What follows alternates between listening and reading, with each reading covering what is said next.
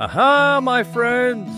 Welcome to the Tarnished Hearth, where the fire never dies and the stories burn bright. Pull up a seat, warm your hands, and let me spin you a tale worth remembering.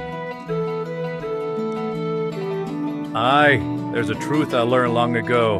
You can be the finest smith in the world, but even the strongest steel is only as good as the fire that tempers it.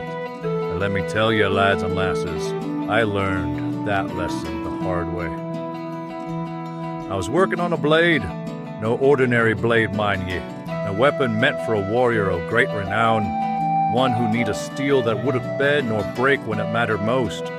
So I set to work, pouring me heart into every hammer stroke. I could feel it in me bones.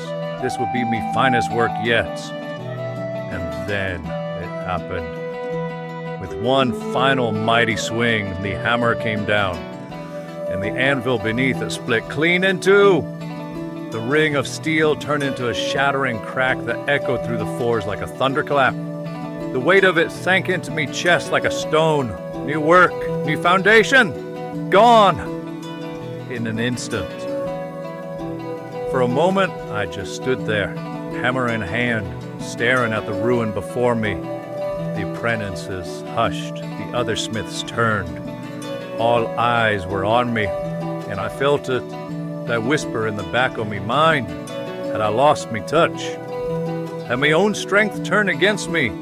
Was I fool to think I could shape steel when my own foundation had failed? Now, I'd like to tell ye, I shook it off, laughed, and got right back to work. But no, I felt that doubt settle in me bones like a winter chill.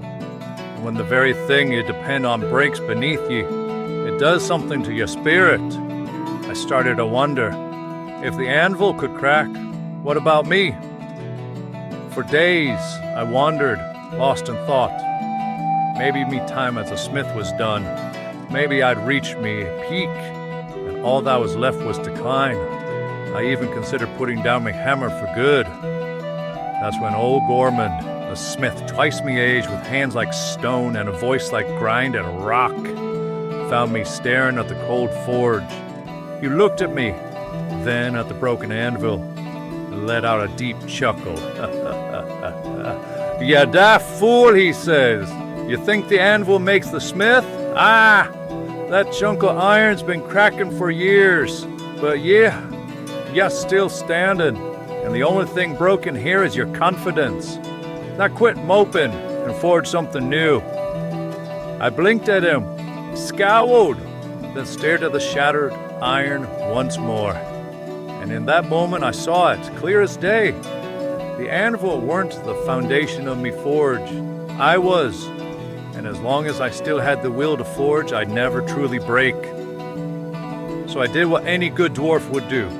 I melted the old anvil down, took the very metal that had failed me, reforged it, and made myself a new hammer, one that carried the lessons of failure in its very core. With it, I set back to work. That blade, it became one of the finest I ever made. But more than that, I learned something I carry with me to this day. You are stronger than the things that break around you. An anvil is just a tool, but the fire inside you, that's what truly makes a smith. So next time life takes a swing at you, and you feel yourself breaking, just remember, ye ain't beaten till you stop reforging yourself. The road's long, the trials are many, but no storm can put out a fire that refuses to die. So stand tall, burn bright, and never let the world decide your worth for you. Aye, if you enjoyed the tale, give it a hearty like. Share it with a mate who could use a good story, and leave a comment below. I'd love to hear your thoughts. Every voice of the Tarnished Hearth adds to the fire, so don't be shy.